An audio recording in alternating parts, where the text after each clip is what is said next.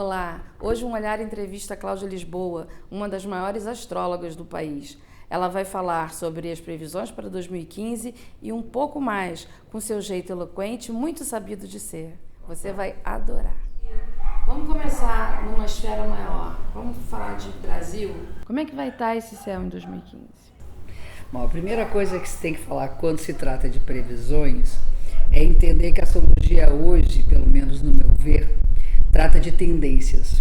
Não é uma análise fatalista, determinista, como já foi na antiguidade, né? Só um parênteses, os astrólogos medievais inventaram aquela velha história, os astros inclinam, não determinam, para fugir da Inquisição. Não podia haver determinismo para a Igreja Católica, né, para o cristianismo.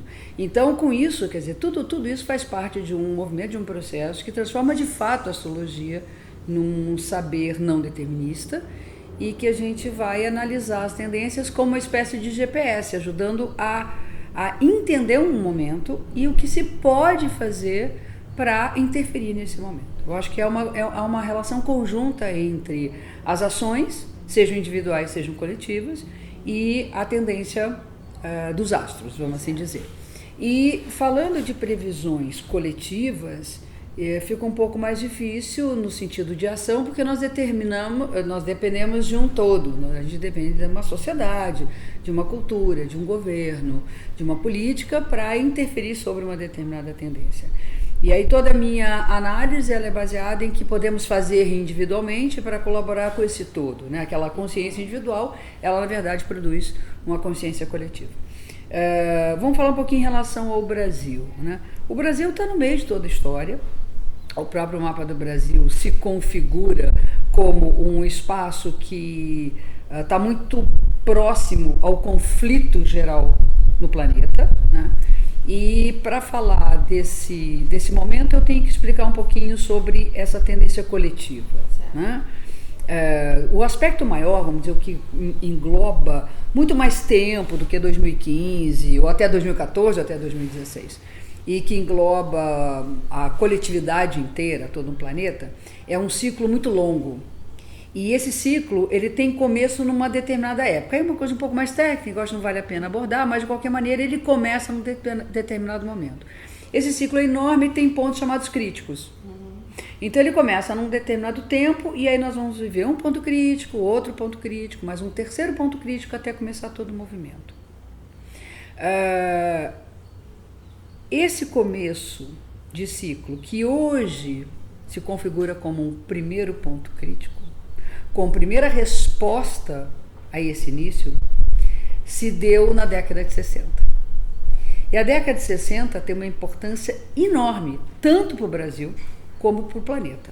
No Brasil nós tivemos a implantação de uma das ditaduras mais cruéis, eu acho que do planeta. Nós entramos num período muito duro da nossa história política e social, 64. E esse período acontece bem nesse momento. Nós temos mundialmente um movimento importantíssimo, que foi o movimento da New Age, da contracultura, a chegada dos hippies, e que nos trouxeram, né, um hino, que era a paz e amor. E ao mesmo tempo tivemos as grandes revoluções sociais, que vinham acompanhando todo esse movimento, principalmente o movimento de 68, na Universidade de Estudantes na França e no mundo, e que, de fato, caracterizou e marcou um tempo de grandes mudanças. Não precisa tão longe, é só para generalizar. Entre 2012 e 2016, nós estamos vivendo o primeiro ponto crítico, ou seja, acerto de contas com aquilo que, de alguma maneira, se caracterizou como um movimento de mudança na década de 60. Então, nós colhemos os frutos, nós estamos acertando, né, nossas dívidas e computando os nossos ganhos no momento atual. E eu posso dizer que nós temos tanto um aspecto positivo como negativo, né? Eu não sou daquelas que acham só tem o negativo, eu tento achar alguma coisa de favorável, né, com ganhos, e de fato tem ganhos. Quando a gente pensa no movimento da contracultura e na revolução que aconteceu também na década de 60 com a invenção, com a chegada do anticoncepcional para as mulheres, nós temos uma mudança incrível na dinâmica feminina, na libertação da mulher, da sexualidade, né?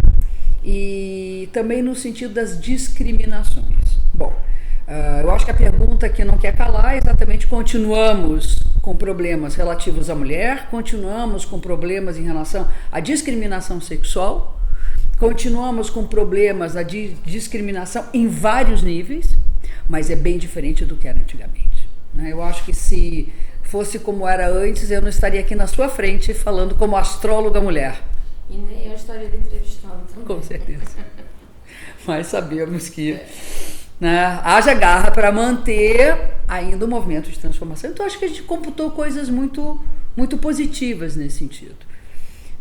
Por outro lado, o hino da contracultura, desculpa, está muito longe de estarmos colhendo frutos positivos. Eu acho que o grande conflito do momento hoje é a violência que nós sentimos em todos os níveis, né? A violência no sentido político e social. Aí nós vamos ver o Brasil no momento de uma turbulência incrível. Eu chamo isso de uma violência. Que não é necessariamente apenas em 2015. Não. É um período aí, permeia outro ano. Permeia, olha, nós temos o seguinte, nós temos 2015 como o último toque, que eu chamo do aspecto, como a última oportunidade de virar essa história. Ele vai até o final do ano. Não havendo essa grande mudança, essa grande revolução, que eu acho que ainda nos cabe fazer, a coisa vai eclodir e estourar na década de 40, entre 46 e 48, por aí. É muito tempo até lá. E você acha que vai ter uma manifestação de rua esse ano? As pessoas dentro dessa... Está todo mundo clamando por uma mudança? Se a gente está nesse momento propício, você acha que é capaz de ter um movimento como a gente teve? Eu acredito que sim. Eu acredito que esses movimentos que não são por liderança, não há mais liderança nos movimentos. Você acha que não surge uma liderança? Não é mais o momento de lideranças. Por quê? Porque, vamos lá, astrologicamente falando, nós nos aproximamos cada vez mais do sentido aquariano da época. Aí nós vamos falar de coisa de anos e anos, 1000 anos, 2000 anos.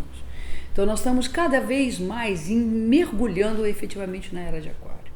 Aquário é o símbolo que contradiz qualquer coisa falando em liderança. Tem um conceito interessante no pensamento contemporâneo político, chama-se de multitude e não de multidão. Não é uma multidão, é uma multitude. É uma multidão com atitude. São pessoas que juntas, elas clamam por suas individualidades e juntas formam um movimento. Não tem um líder levantando uma bandeira, queremos tais coisas, não. Basta ver os movimentos, ninguém entendeu nada. Querendo que a vida da gente melhore. Querendo cada um a sua história. A minha história é tão importante quanto a sua. Se eu estou clamando por educação, você está clamando pela baixar os preços das passagens dos transportes coletivos, enfim, isso vai juntar e vai formar um grande movimento de mudança. Hoje é preciso mudar tudo. Não é mais um partido, não é mais uma liderança, não é mais... Agora tem que haver uma coisa mais coletiva mesmo. Todos sem muita liderança. É isso que o céu está dizendo. É isso que o céu está dizendo. E se comprovou com os movimentos, não só no Brasil, porque isso aconteceu no mundo inteiro. Isso é uma tendência hoje. Coisa das lideranças já era. Até porque também já está se desenhando uma guerra fria. Uma nova guerra fria. Bom, aí nós temos uma coisa interessante, que é a reação, né? Não tenho dúvidas que há sempre na estrutura humana a reação e a volta ao que era antes, né? Então, quando nós vemos a Guerra Fria, ela não é só uma Guerra Fria como foi, né, nos tempos passados, mas é hoje uma volta, por exemplo, da extrema-direita, que nós estamos vendo acontecer. Se fala de neonazismo, coisa inacreditável. Negros morrendo no meio da rua, atingidos por policiais eliminados. Quer dizer, então isso é uma reação. Essa reação ela sempre acontece e ela é um alerta para que se faça alguma coisa diferente. Né? Então quando se fala dessa perspectiva, na boa, não está nada legal, não está nada numa boa. Não adianta dizer que 2015 horror, nada disso. E outra coisa, falando até, então você perguntou coisa do Brasil, durante 2 anos e meio, Saturno atravessa um signo. Então ele vai atravessando. A cada ciclo de 29 anos e meio, mais ou menos, ele faz um retorno, ele faz uma volta completa. Então são 12 signos, vai dar 2 anos e meio, em média, para cada signo. 2015, agora finalzinho de 2015, Saturno ele vai transitar na fronteira entre Escorpião e já entrando em Sagitário, mas ele não entra direto no Sagitário, ele fica lá, quebrando uma dança de frango, vai pra cá, vai pra lá, vai pra cá, vai pra lá, enfim, até ele definitivamente no final de 2014, lá no segundo semestre, ele ingressar definitivamente em Sagitário. 2014? Desculpa, em 2015. Em 2014 ele está saindo do Escorpião, entrando no Sagitário, mas ele fica nessa ida e vinda até em final de 15 ele sair de Escorpião e entrar no Sagitário. Então o Brasil, a gente pode dizer que o Brasil está passando pelo retorno de Saturno? Não é isso. Vamos lá. O Escorpião, quer dizer, o Saturno esteve esses 2 últimos anos em Escorpião, e o Escorpião significa limpeza. Tira o que está nos bastidores, tira o que está lá dentro, que está escondido, oculto, e traz à tona, e faz a limpeza.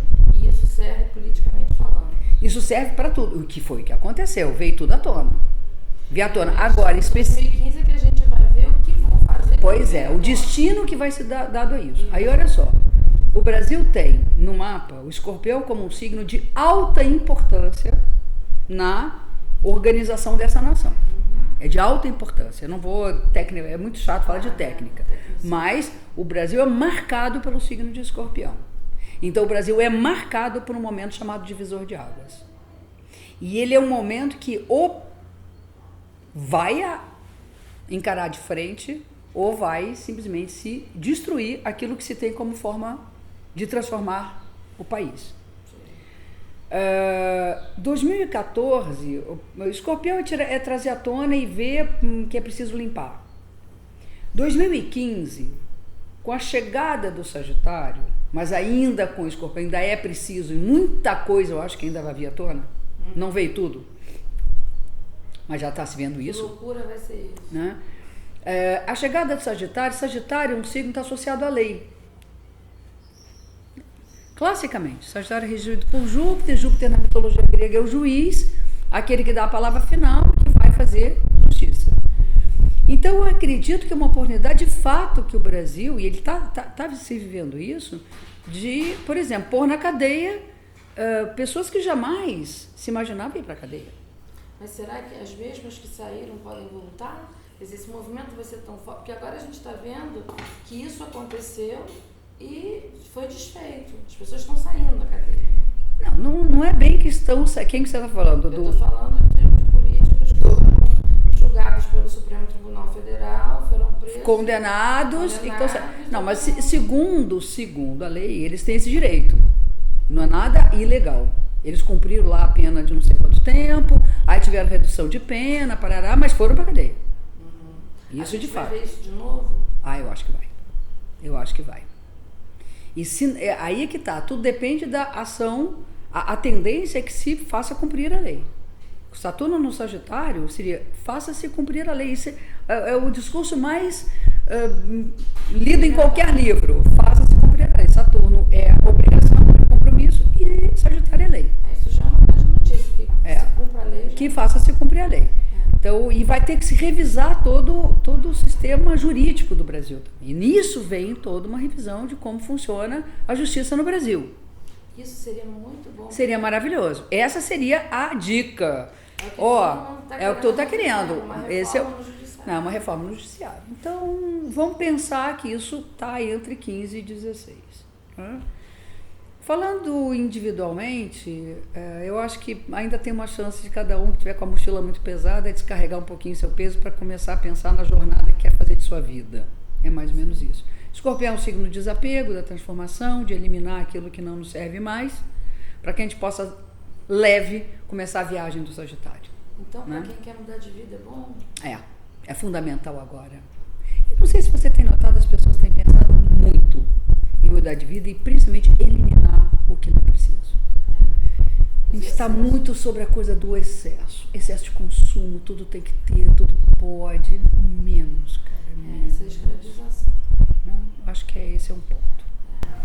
E outra coisa você falou do feminino, do feminismo, e me ocorreu um comentário que eu li, escrito por você, a respeito de uma mudança da mulher para coisa mais manual, para sustentabilidade, para... O que você vê aí? O que muda? Vamos lá. Isso é um aspecto realmente bem do ano. Apesar de que esse movimento, ele ocorre não exatamente no início do ano. Então, vamos lá. É uma passagem de Júpiter, que é um planeta considerado pelos antigos um planeta lento, mas ele é mais rápido que Saturno, ele passa um ano em cada signo. E Júpiter ainda está no signo de Leão e fica até a metade do ano de 2015. Em 2015 ele passa para Virgem. E, só para constatar, isso para mim foi uma delícia, ver que eu fico olhando a astrologia e a vida, né, que são para mim é uma coisa só, foi o auge dos selfies. E Leão é o signo que fala do eu, né? É fortalecimento de uma identidade, que nós sejamos nós mesmos, que nós sejamos aquilo que nos é singular, que assumamos a nossa própria personalidade. Por outro lado, o excesso disso é o selfie, né? Mas é bonitinho, eu acho, faz parte, eu acho que faz parte desse momento selfie mesmo, né? Sem nenhuma crítica ou também sem nenhuma exaltação, obviamente, é que fiquemos só olhando para nós mesmos, mas é uma realidade, né? Bom, a partir do ano que vem, quer dizer, isso aí já foi, já entrou na cena, não é que vá sair da cena, mas já passou, deixou de ser o must do momento, a entrada do signo de Virgem. O signo de Virgem é o único signo, por incrível que pareça, do zodíaco, que obviamente vem de uma cultura patriarcal, que é representado por uma mulher. É a única mulher representada no zodíaco. O simbolismo na Grécia está associado à deusa Astreia, que vivia nos tempos de ouro, ou seja, enquanto os humanos viviam em acordo com a natureza. Não devastavam o solo. E a agricultura era a agricultura de enxada, e não do arado, ou seja, a produção de excedente. Né? E aí, passou o tempo de ouro, ela foi vivendo e vendo a degradação tanto do solo quanto dos humanos, e ela deprime e pede exílio a Zeus. E Zeus, então, constela no céu a Virgem, chamada constelação de Virgem, que é a deusa Astreia, e aí nós temos o signo de Virgem representado nessa constelação. Uma curiosidade, que a estrela mais brilhante da constelação do Virgo de Virgem é Spica, que quer dizer espiga, e quer dizer fertilidade do solo. Bom, então o Virgem, contrariando aquela coisa careta de falar que é um signo cri-cri chato, o signo é o signo do cuidado com as pequenas coisas, né? Tem a ver com os artesãos. E é uma atividade feminina, independente dela ser feita por homens ou mulheres. Né? É uma atividade feminina. É a valorização das atividades que exigem uma dedicação no tecer das relações, no tecer da vida. Né? Você poder tear, né? Ter um tear para realizar o seu projeto de vida. E quando se fala de uma maneira muito pejorativa, coisinhas de mulher, né? Isso tem a ver exatamente com essas pequenos detalhes do dia a dia que fazem parte do nosso cotidiano, que são questões femininas, como colocar a mesa do café da manhã com tudo que você gosta, você ter uma casa arrumada, você ter os filhos de banho tomado, indo para a escola e voltando queridos, né? Com a mãe ou o pai apanhando seus filhos na escola.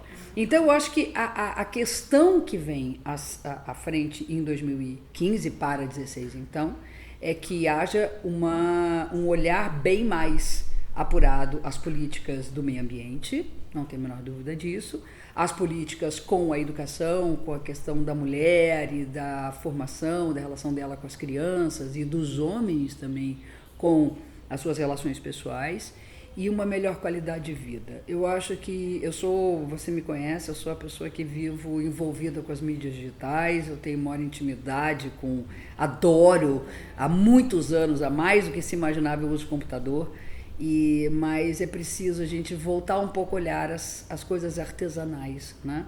Nós estamos demais máquinas, eu acho. E é preciso, de repente, largar tudo e passar um dia no mato e comer, sei lá, mamão no pé, sabe? É a simplicidade, né? A simplicidade. Perfeito. Viver com uma certa simplicidade.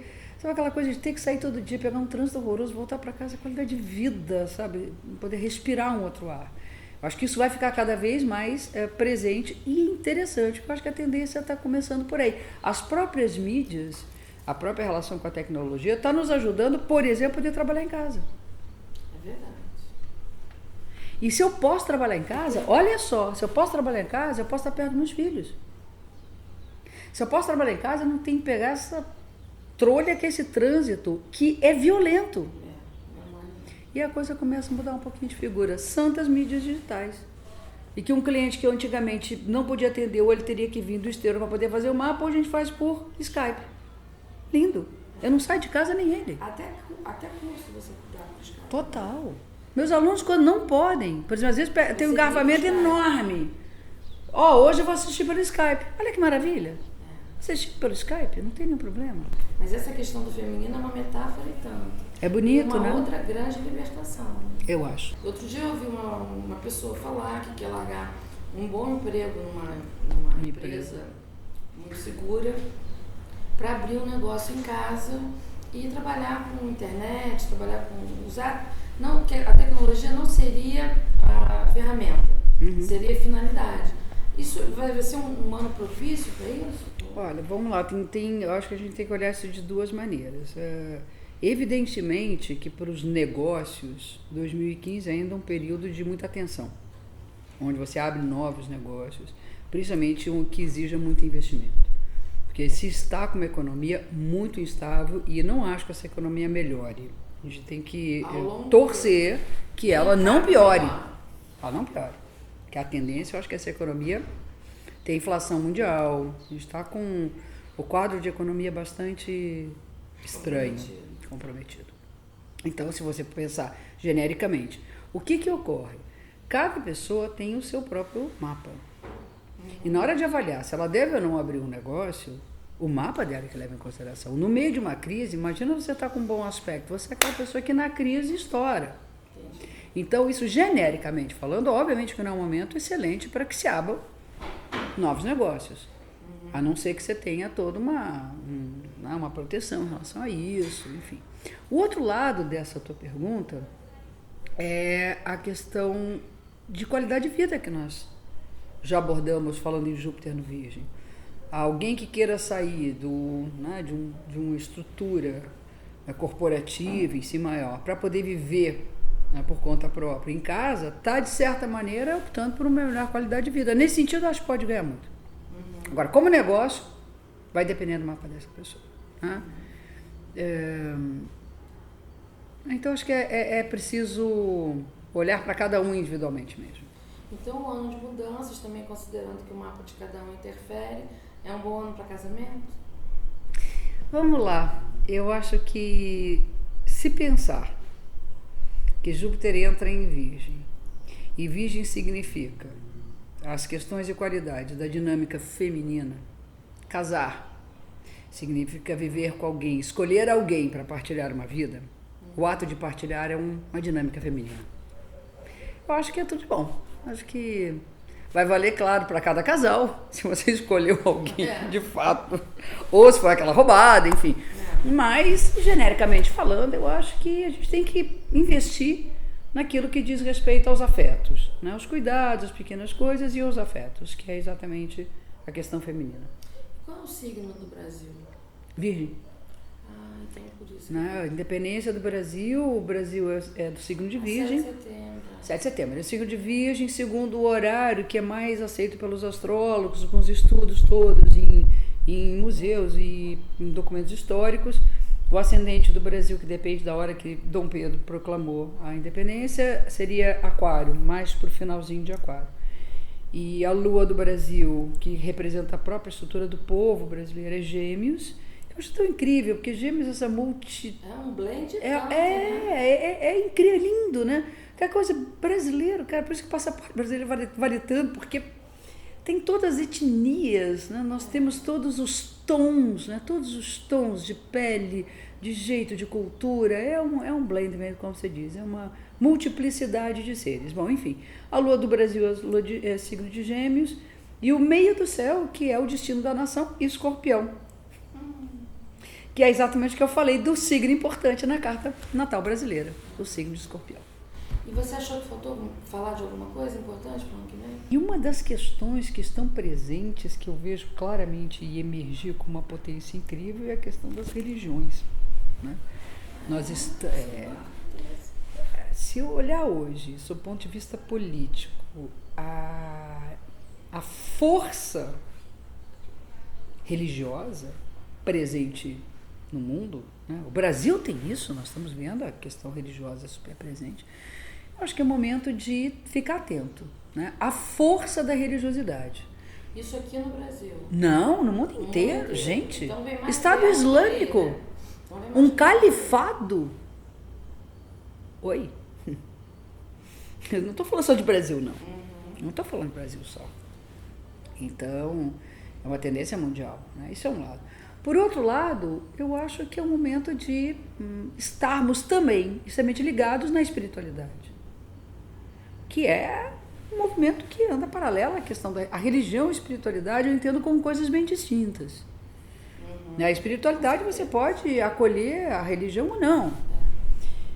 E espiritualidade, quer dizer, você dedicar-se aos bens, aos benefícios da alma, eu posso colocar no meio disso a psicanálise, as terapias, que é cuidar, aquele kit espiritual. Não necessariamente eu estou falando de religião. Cada vez mais a gente está buscando alguma coisa mais holística para cuidar da vida. Volta àquela questão inicial. Então, vamos dizer, o que me fez pegar uma virose? Foi a imunidade? Mas por que essa imunidade estava baixa? Foi o estresse de trabalho? Não, mas também.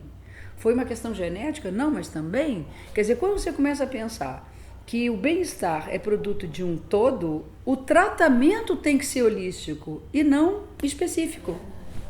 Então, é claro que se eu tiver com uma inflamação num dado lugar, eu vou ter que agir sobre ela. Agora, se eu puder tratar o meu corpo como um todo, desde o aspecto mais físico até o mais subjetivo, eu, de fato, vou evitar outras infecções. Porque você vai direto na causa, né? Não vai no sintoma. Você vai na organização desse todo. Cada vez mais a gente entende que as coisas estão interligadas, né? Então falava-se de uma coisa só psíquica, hoje fala-se de um psíquico e se fala de alguma coisa bioquímica. Então há uma relação da bioquímica com o psíquico. Quem vem primeiro, ovo ou a galinha, não interessa, o que interessa é que elas estão correlacionadas. Eu acho que esse momento é um momento de abrir espaço para isso. Eu acho que a medicina está começando a abrir um espaço nesse sentido. Mas está muito longe ainda, obviamente, da medicina clássica, né? Então, o que a gente faz? Eu acho que o médico que vai mais bombar nesse período dos anos que a gente tem pela frente é o clínico geral. Né? Eu adoro meu clínico geral, ele que cuida dessa coisa do todo. E conforme uma situação ou outra, somos levados a tratar especificamente alguma coisa. Mas se eu não tiver alguém que me trata no geral... que não tiver inteiro. Não faz sentido. Eu pensei que você fosse falar acupuntura. Não, aí vamos colocar clínico geral. Aí fora isso, você tem floral, você tem a homeopatia, você tem a acupuntura. São todos os recursos. Então, quando você lembra da época que eu quebrei meu pé, né? Então, claro, teve o meu ortopedista que cuidou extremamente da minha fratura. Mas teve a fisioterapeuta que cuidou especificamente de uma outra área que não era somente a área da fratura, que era toda uma volta de movimentos. Houve a minha cabeça que tinha que estar boa, que eu não estava podendo correr, que eu adoro. E todos enxergando a sua realidade, que era de uma corredora. Exatamente. Então, era mais do que simplesmente quebrar um pé. Era mudar o modo de vida durante um tempo. E isso também a cabeça interfere. E aí vai a alimentação. Por que a recuperação foi rápida? Porque eu tenho cuidado com a alimentação. Então, a alimentação entra como um processo enorme. Outra coisa importante que eu não falei. Virgem significa viver com mais qualidade e viver naturalmente. Então essa coisa radical, ou eu detono a saúde, Ou eu não posso comer mais nada, zero isso, zero aquilo, zero... Ou seja, vai viver de pudim, eu vou te ver na internet, pudim de gelo. Eu vi isso. Maravilhoso, não queira engordar, coma pudim de gelo. Maravilhoso. Gente, eu não poder comer uma batata frita de vez em quando, desculpa, eu acho que isso aí também começa a ficar exagerado. Então, eu acho que esse movimento de retorno à natureza é voltar àquilo que o teu organismo sente de fato vontade de comer. Se você se alimenta bem e dá vontade de comer um sorvete de chocolate, coma, por favor. Você não vai ficar enorme de gordo porque comer um sorvete de chocolate. Então, eu acho que também não exagerar tanto de um lado como de outro. Esqueci de falar. Isso é uma grande dica, né? O equilíbrio para tudo. Exatamente.